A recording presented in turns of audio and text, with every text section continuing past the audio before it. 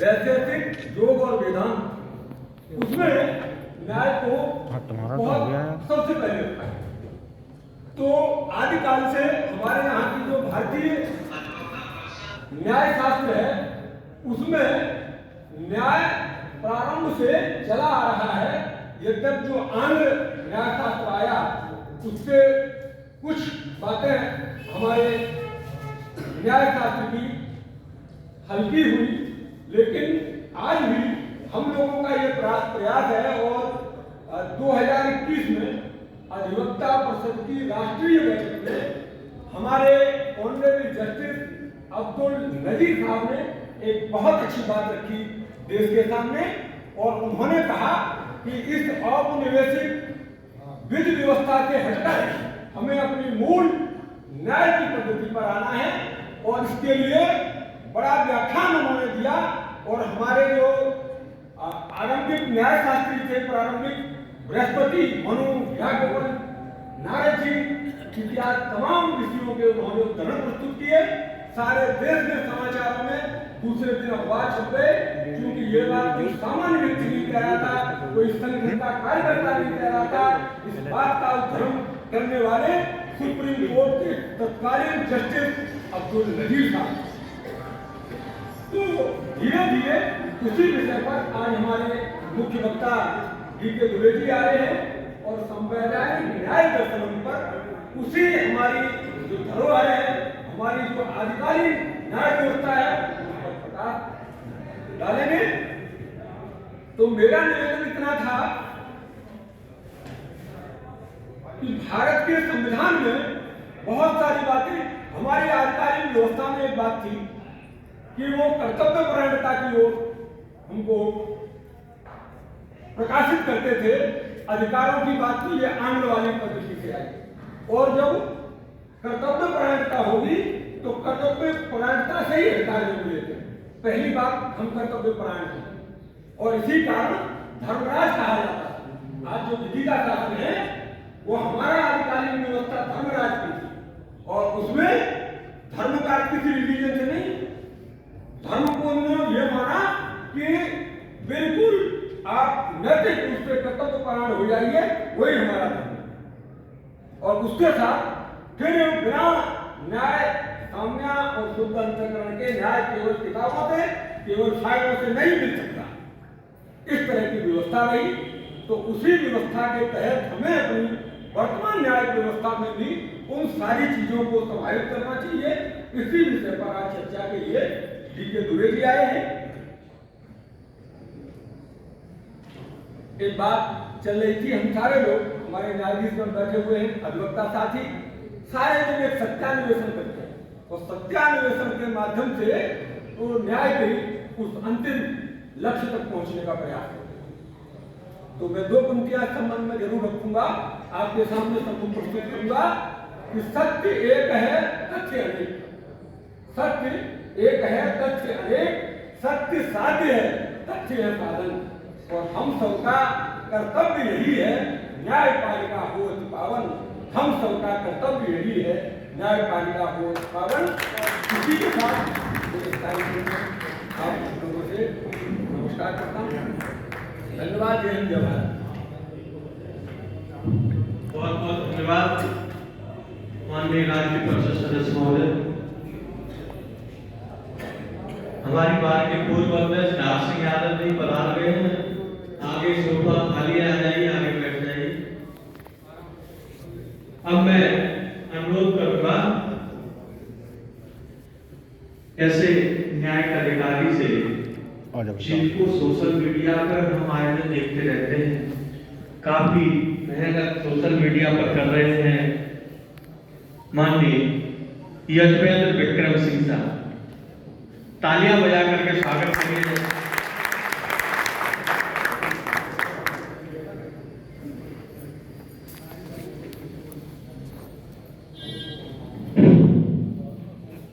सम्मानित मंच, सभागृह में उपस्थित विद्वान अतिथिगण,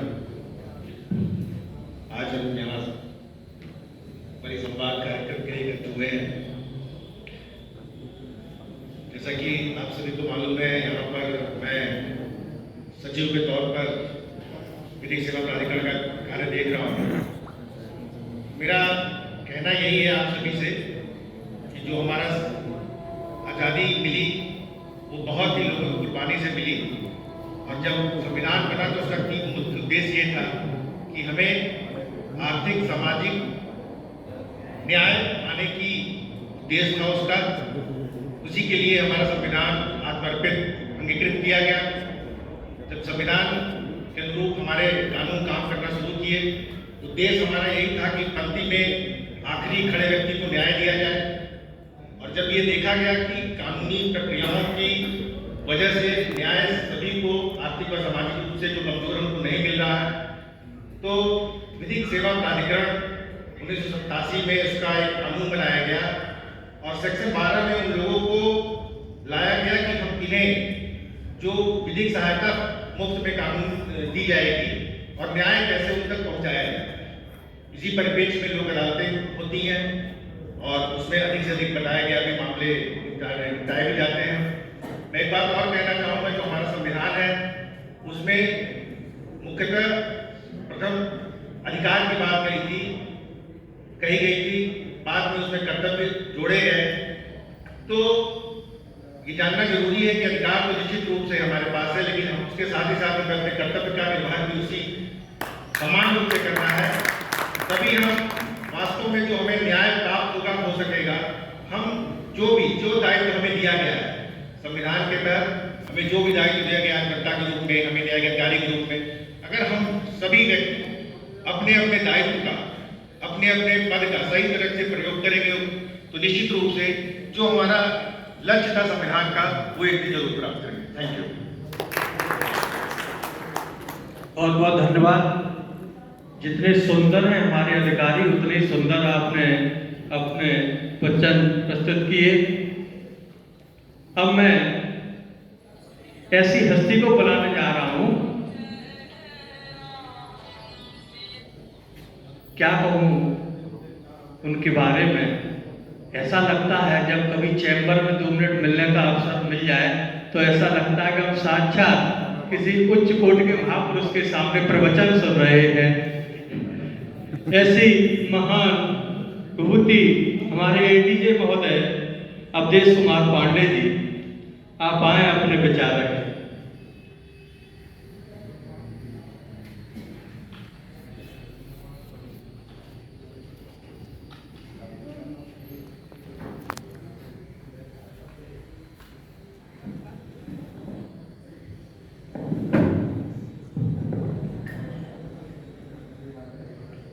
यहाँ सबसे पहले मैं आदरणीय मंच को नमन करते हुए यहाँ उपस्थित सभी हमारे विद्वज्जन जो सभागार में हैं उनको नमस्कार करता हूँ। हमारे पूर्व वक्ता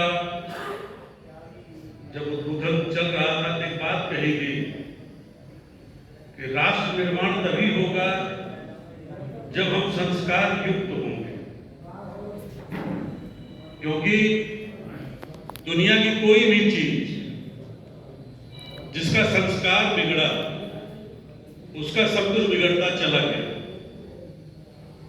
इस देश के सबसे पवित्र ग्रंथ रामायण में 2 बड़े पात्रों की चर्चा हम रोज अपने घरों में रामचरितमानस के माध्यम से पढ़ते हैं। एक भगवान राम, जिन्हें जनमानस में दशरथ पुत्र राम भी कहा जाता है, क्योंकि मानव रूप में वो इसी नाम से जाने जाते रहे। उन्हीं के कालखंड में एक दूसरा व्यक्ति था जिसे रावण कहा जाता था। हम सब लोग जानते हैं रावण महाज्ञानी था। ऐसा नहीं है कि रावण अज्ञानी था, उसे दुनिया की समझ नहीं थी। ज्ञान उसके पास इतना था कि आज भी हम जब पूजा करते हैं तो भगवान शिव का जो स्रोत पढ़ते हैं, तांडव स्रोत पढ़ते हैं, वो रावण का ही लिखा हुआ है, रावण द्वारा कहा गया है।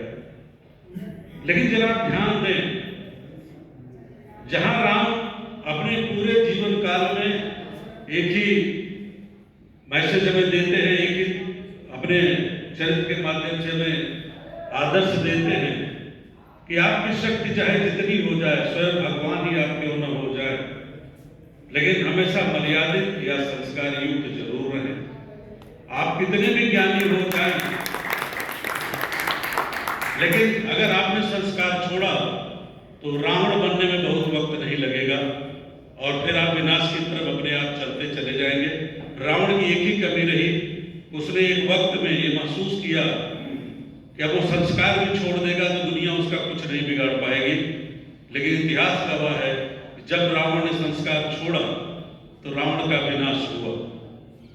दूसरे कालखंड में महाभारत आती है। एक ही परिवार के लोग हैं, 5 लोग संस्कार युक्त हैं, 102 प्लस 18 छोड़ी सेना असंस्कार युक्त हो जाती है और उसका परिणाम आपने देखा कि युद्ध के समापन पे मात्र वही 5 भाई, पत्नी द्रौपदी और उनका वही कुत्ता, इतने ही लोग बचे थे और लोग बचे नहीं थे। अगर वर्तमान कालखंड में देखें, जैसा कि हमारा आज का विषय भी है कि संवैधानिक न्याय दर्शन, तो दर्शन हमारे धर्म ग्रंथों से यही मिलता है कि जो भी जीवन आपको मिला है इसको आप संस्कारित कर सके, चाहे परिवार से, समाज से, राष्ट्र पे। और संस्कार का मतलब यही रहा है कि आप अपनी मर्यादाओं को जरूर जानें, क्योंकि मर्यादा तोड़ते ही आपने देखा है ना, सामान्य समय में देखते हैं जब नदी मर्यादा तोड़ती है तो क्या होता है। आपने पिछले सालों में देखा है जब जब नदियों ने मर्यादा तोड़ा तबाही है, जब तक हवाओं ने मर्यादा तोड़ा तबाही है, यानी जब जब किसी ने मर्यादा तोड़ा तो तबाही है, चाहे मनुष्य हो चाहे प्रकृति के अन्य प्राणी हो। तो मर्यादा हमें सिखाती है, यही दर्शन है, न्याय दर्शन जो संवैधानिक है, दर्शन यही है कि जहां भी आपने, जैसे भी आपने, जिस योनि में आप पैदा हुए हैं, अगर मानव योनि में तो आपका दायित्व इसलिए जाता है कि आप ज्ञानी ज्यादा है, और कहते हैं जितना ज्ञानी आप होंगे आपका दायित्व भी उतना ज्यादा बढ़ जाता है। जैसे परिवार में हम 5-4 भाई हैं, मान लीजिए, जो जितना पढ़ा लिखा है, समाज का जितना अध्ययन उसके पास है, उसका उतना दायित्व है। अब न्यायपालिका तो इसका सबसे बड़ा उदाहरण है, क्योंकि संविधान के संरक्षक कह लीजिए, संविधान की रक्षा करने वाले अगर कोई है तो विद्वान हमारे अधिवक्ता हैं। उन्हीं कहते हैं नर्सरी तो हमारी एक ही है, एक ही नर्सरी से हम दोनों लोग आते हैं, 2 को नीचे खड़ा कर दिया जाता है, 1 को ऊपर बैठा दिया जाता है कि हम दोनों, शर्मा जी ने कहा ना कि सत्य एक है, तथ्य अनेक है, यानी आप दोनों एक सत्य की खोज में हमें अपने अपने तथ्य बताते हैं, हम अपने अनुभव से, अपने कार्यकलापों से उन चीजों में सत्य खोजने का प्रयास करते हैं। और अगर हम संविधान है क्या? ये देश का संस्कार है जिसे हमने सामान्य मानवी के लिए लिख दिया है, क्योंकि हर आदमी हर बात समझने में सक्षम नहीं होता। आप भी जानते हैं, जो विज्ञान पढ़े लिखे लोग हैं जानते हैं कि हमारे यहाँ IQ लेवल हर व्यक्ति का अलग अलग है। आइंस्टीन का IQ बहुत था, अबुल कलाम आजाद साहब का IQ बहुत था, जितने वैज्ञानिक हैं उनका IQ बहुत है। किसी लोग मिसाइल बनाते हैं, हवाई जहाज बनाते हैं, मोबाइल बनाते हैं, जितनी साइंस एंड टेक्नोलॉजी है आज उन IQ वालों की देन है जिनका IQ 140 के करीब है। और हमारे घरों में 40 और 60 IQ के भी लोग होते हैं जिनको हम घरों में कहते हैं मंदबुद्धि है। तो कहने का आशय यह है कि जितना ज्यादा हमें जिम्मेदारी मिली है वो हमारे ज्ञान के कारण मिली है, तो उतना ज्यादा मर्यादा भी हमारे ऊपर है। आए आज इस सभा के माध्यम से एक बार हम लोग फिर से शपथ लें कि हम अपने ज्ञान को मर्यादित रखते हुए इस राष्ट्र निर्माण में जो भी सहयोग कर पाएंगे करेंगे। इन्हीं सबके साथ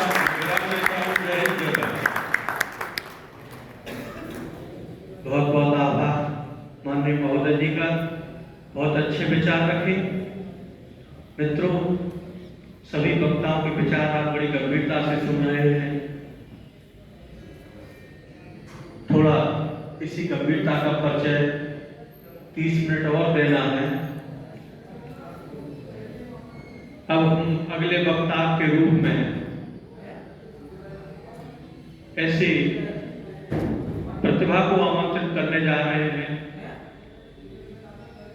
जो कुछ समय पहले हमें एक जिला जज साहब मिला करते थे, और ऐसा सिस्टम डेवलप हुआ है कि हम सौभाग्यशाली, हमें 3-3 जिला जज एक जिले में मिल रहे हैं। उसी में हमारे एक MSCT के जिला जज साहब माननीय धर्मेंद्र कुमार पांडे जी से अनुरोध करूंगा कि वो आए, अपने विचार रखें।